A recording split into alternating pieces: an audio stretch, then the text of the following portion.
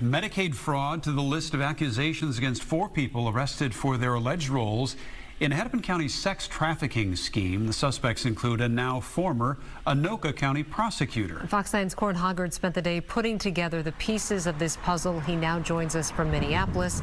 It is complicated, Corin, so investigators called the sex trafficking operation sophisticated.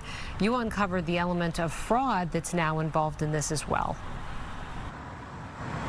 That's right, Kelsey and Randy. Investigators pieced together their investigation with a lot of details from 13 victims inside that sex trafficking operation. And that included a lot of the places where the business took place. One of the locations was this house right here behind me, which is also tied into a Medicaid fraud investigation where up to $2.5 million just disappeared.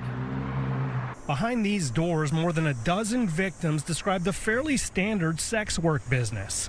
They had to pay for posts on websites run by Victoria Comanache or Catherine Tomes. They often went to homes in Minneapolis, St. Louis Park, or Bloomington, often owned by Andrea Sampson. And each time they left $100 in an envelope for the bosses. Prosecutors say Frank Reeves was the driving force. This was a complicated scheme.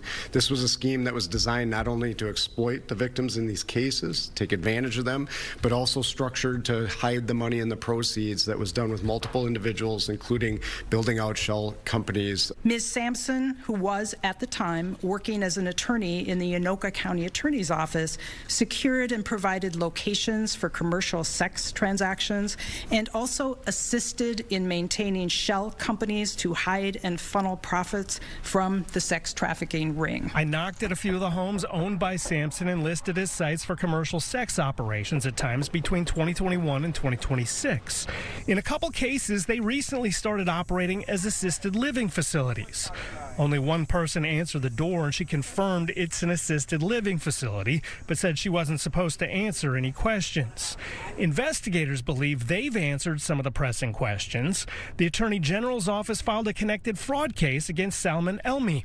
Part of it involves the homes we visited, which billed Medicaid about $1.2 million between 2023 and 2026.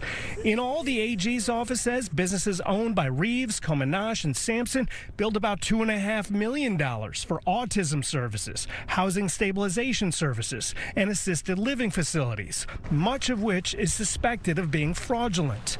And all the while, Sampson worked as an Anoka prosecutor. So it's disappointing and all kinds of things I could comment on. I think at this point, because we are in the prosecution stage of this, it's not appropriate for me to comment on that.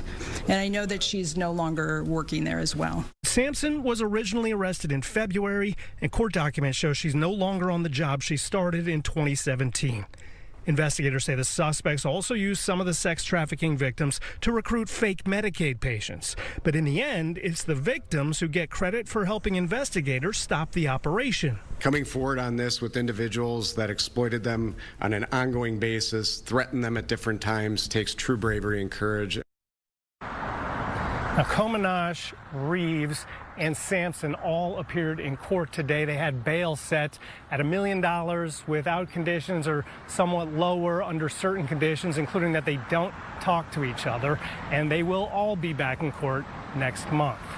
Live in Minneapolis, Corin Hoggard, Fox 9. Corin, this network of people, it sounds like the women's lives were pretty entwined with Reeves. Do you know how any of them got involved with him in the first place? Yeah, Randy, not exactly, although investigators did say that they were all believing that they were romantically involved with Reeves.